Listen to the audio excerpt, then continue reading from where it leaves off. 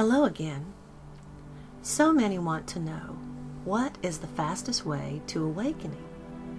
In my experience, one of the easiest and fastest ways to do that is to learn to read the storybook that you are writing about yourself. And believe it or not, this storybook is your life. And don't read just the big or interesting chapters of it either. All details are very revealing if we only stop and look.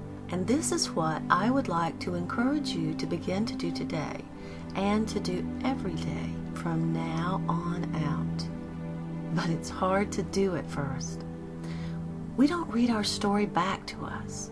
Instead, we get caught up in the drama that seems to unfold around us, and we can't seem to pry ourselves off the storyboard at first. And so we remain embedded, masquerading as characters in our own story, in our histories and our mysteries, without even knowing what it is that we're doing. Because we don't know that we are unconsciously writing it, much less that what we write, we go on to live. And we get stuck in the story, and we see only the drama. We see losing jobs, getting married, going to the doctor, having babies, eating dinner, going to sleep. Each and every little thing that we do, down to the choice of our pajamas we wear to bed, has an intimate meaning to us. But caught in the flow of our river, we can't see those meanings, and so we think they're random or beyond our control. These things engage us so deeply and convincingly that it's hard to stop and review the why behind the stories that we keep scripting. But that is exactly what I'm going to ask you to begin to do today. Find the why. Always. Because there is a reason that everything seems to occur. For example, you didn't lose that job because of the economy, though that is what you will initially believe. But the loss of your job was the delivery system and fulfillment of a hidden thought or a belief that you hold within.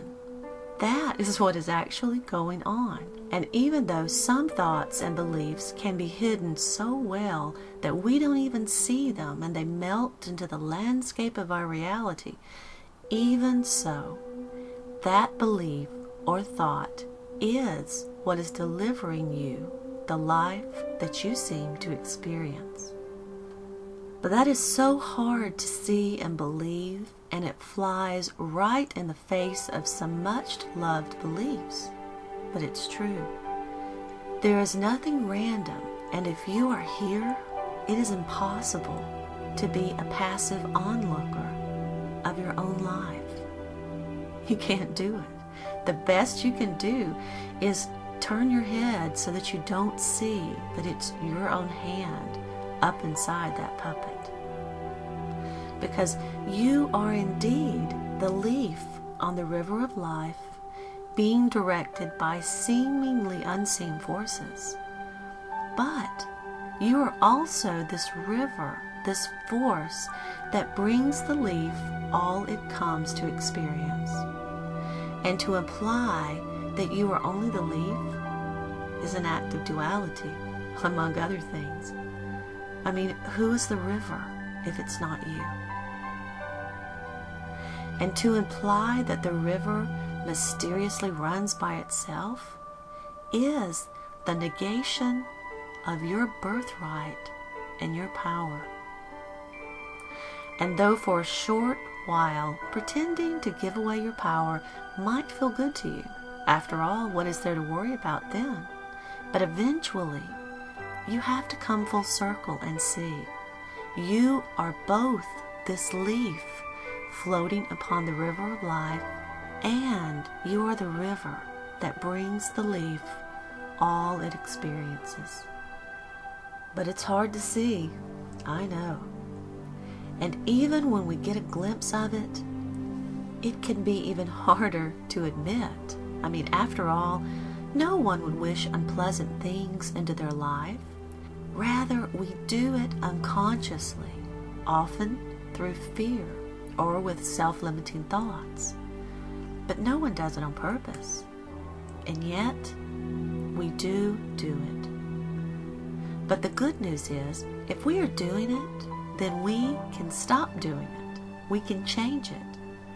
But if instead of it merely being our mistaken selves, if instead of that we come to believe that we are being directed by some mysterious force that we are supposed to merely submit to, then we're screwed, aren't we? Yeah, we would be. So I think it's incredibly fortunate that this is not true. You are the leaf floating along on the river of life, and you are also this river that brings the leaf all it seems to experience. And when we begin to learn to read the story of our life, and we begin to trace our experiences back to the roots, then you will see this for yourself, and you will reveal your own power to you. The cool thing is, even bad things empower you in this way. They do, because when we can finally read our book of life, and that's what it is, by the way, it's your book of life.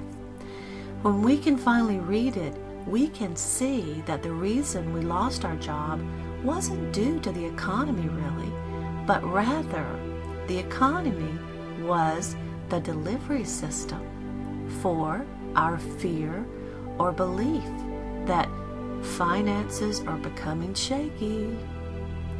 We are indeed calling it forward. Then we have begun to grasp what was hidden in plain sight before, that we are indeed calling forward everything that we experience. And we have always been doing this since the beginning of time. We are both the leaf and the river. So, the payoff is huge for prying one eye out of your storyboard and toggling over, and instead of reacting to events and feeling like you had no choice in the matter, knowing that this is what you have written. And when we do this, we are beginning to regain our rightful dominion in our world of experiences. So, knowing this, when you look at your storyboard and you see that you're unhappy or lonely, for example, trace it backwards. Trace it backwards. See where it springs from within, because it certainly does. It comes from within you, somewhere. Find it.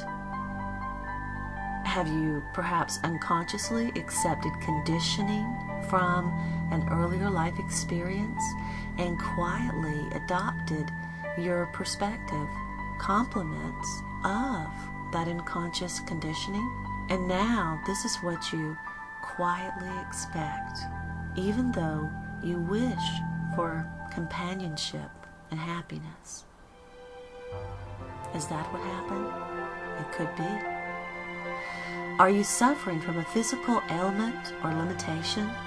And when you trace it backwards, you see how you have perhaps always secretly feared this very thing, or that it manifested as a fulfillment of your hidden belief that you aren't powerful in certain ways or circumstances.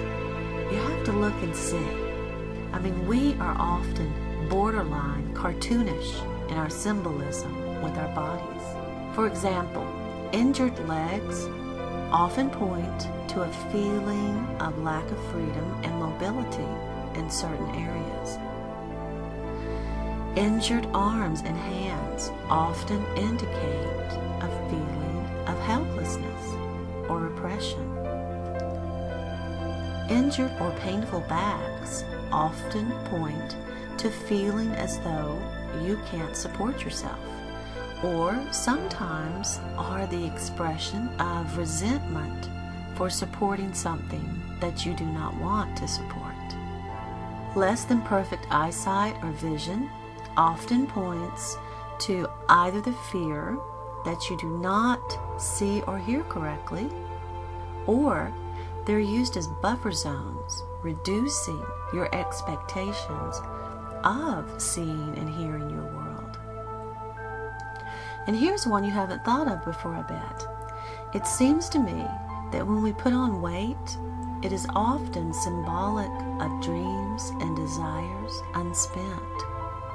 It's something you haven't used. Yep, we're collecting the unspent potential of our dreams and our desires around our middles or on our butt, just like the unspent potential of calories and energy that manifests there. If any of you possess any of these things, stop and look. Now, your reason may be different, or it could very well precisely be what I've offered you. It often is.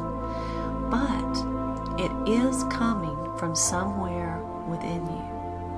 And I hope these give you an idea of where to begin to stop and look for them.